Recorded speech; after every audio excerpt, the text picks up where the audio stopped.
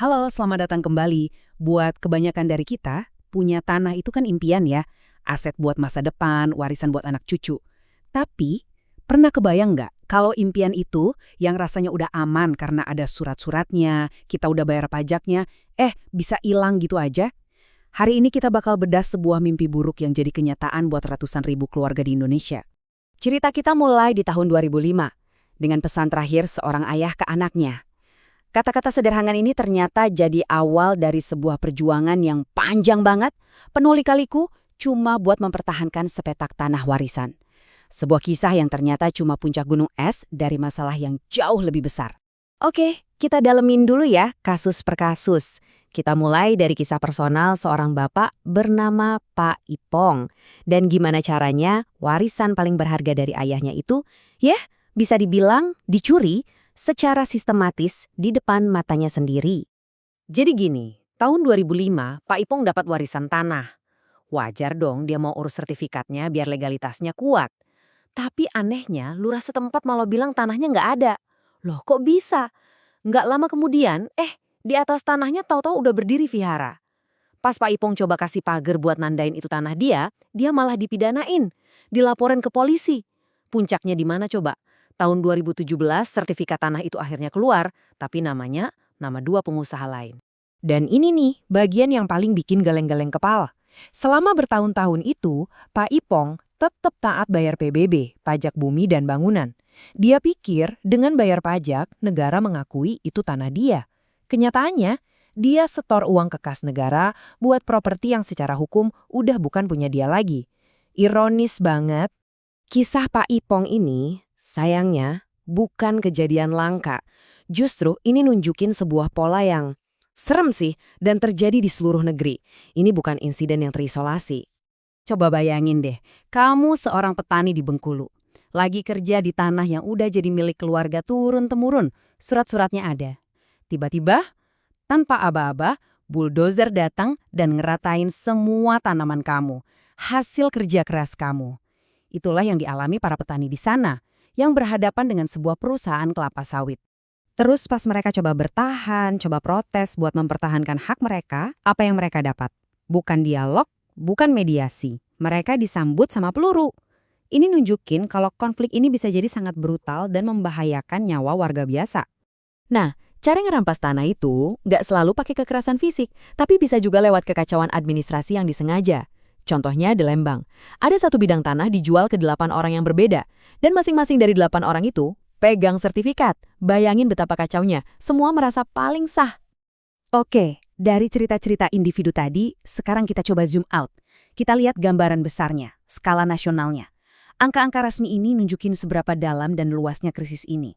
Coba lihat angka ini. Sepanjang tahun 2024 aja, ada 48.000 laporan kasus sengketa tanah yang masuk ke kementerian. 48.000 dalam 1 tahun? Dan di balik angka puluhan ribu kasus itu, ada manusianya. Ada 135.688 keluarga yang jadi korban. Ratusan ribu orang yang hidupnya jadi berantakan. Kehilangan tempat tinggal atau mata pencaharian. Total luas tanah yang lagi jadi sengketa saat ini lebih dari 638.000 hektar. Luas banget. Area yang diperebutkan dan seringnya direbut secara paksa. Data ini nunjukin di mana aja titik-titik panasnya. 5 provinsi teratas, Kalimantan Timur, Sulawesi Selatan, Riau, Sumatera Utara, dan Jambi. Dan kalau kita lihat penyebab utamanya, polanya jelas banget. Pertambangan, dan yang paling sering muncul, perkebunan kelapa sawit. Jadi ini bukan lagi sengketa antar tetangga, tapi seringnya antara warga dengan korporasi-korporasi besar. Pertanyaan yang pasti muncul di kepala kita semua. Kok bisa sih? Gimana caranya perampasan tanah segede ini bisa terus-terusan terjadi di negara kita? Ya kan? Wajar kita mikir gini. Kita semua diajarin buat percaya sama secari kertas yang namanya sertifikat. Katanya itu bukti hukum paling kuat. Jadi kalau kita udah pegang sertifikat, harusnya aman dong. Benar nggak sih? Nah ini dia kenyataan pahitnya. Kutipan ini bilang semuanya. Sertifikat yang kamu pegang itu bisa jadi nggak ada artinya kalau lawan kamu adalah pihak yang jauh lebih kuat. Kuat secara uang maupun kuat secara koneksi politik. Jadi intinya ada 2 akar masalah utama di sini. Pertama, administrasi dan data pertanahan kita yang ya bisa dibilang berantakan. Ini nyiptain banyak banget celah. Dan kedua, yang lebih ngeri lagi adalah adanya kelompok kriminal terorganisir yang biasa kita sebut mafia tanah. Mafia tanah ini bukan sekedar calo atau penipu ecek-ecek ya. Mereka ini jaringan. Mereka mainnya rapi. Mereka cari celah hukum. Mereka main mata sama oknum pejabat. Mereka palsuin dokumen. Jadi seolah-olah mereka merebut tanah kamu secara legal. Oke, setelah kita lihat betapa rumit dan gelapnya masalah ini, jangan sampai kita jadi putus asa. Justru sekarang kita harus bicara, terus kita mesti gimana? Apa artinya ini semua buat kita? Mungkin ada dari kita yang mikir, ini kan masalah di desa-desa, di daerah perkebunan yang jauh dari kota. Nah, pemikiran kayak gitu salah besar. Masalah ini bisa datang ke depan pintu rumah siapa aja, di mana aja. Nih biar kebayang, saat ini aja ada kasus sengketa tanah di Jakarta yang melibatkan seorang perwira tinggi TNI. Aset yang direbutin nilainya triliunan rupiah. Coba pikirin, kalau orang sekelas jenderal aja bisa jadi korban, apalagi kita warga biasa. Nah, ini inti pesannya. Masalah ini terlalu gede buat didiemin atau cuma diserahin ke para korban buat berjuang sendirian. Kita semua harus peduli. Kita butuh lebih banyak pahlawan, butuh lebih banyak orang yang berani bersuara, lebih banyak pengacara yang mau bantu, lebih banyak media yang mau ngeliput.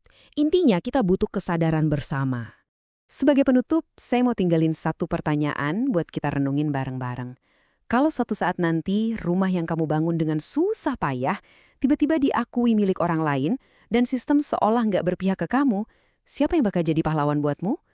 Pertanyaan ini bukan buat nakut-nakutin, tapi buat ngingetin kita semua, jangan-jangan pahlawan yang kita tunggu itu harus dimulai dari diri kita sendiri. Dimulai dari kepedulian kita hari ini. Terima kasih sudah menyimak.